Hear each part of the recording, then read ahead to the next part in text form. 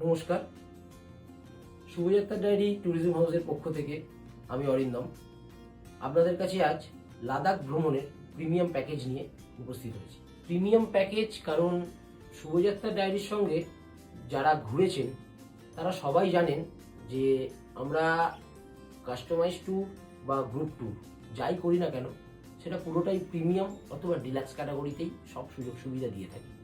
আগামী 27শে মে 2026 লাদাখ ভ্রমণের প্রথম তারিখ ঠিক হয়েছে।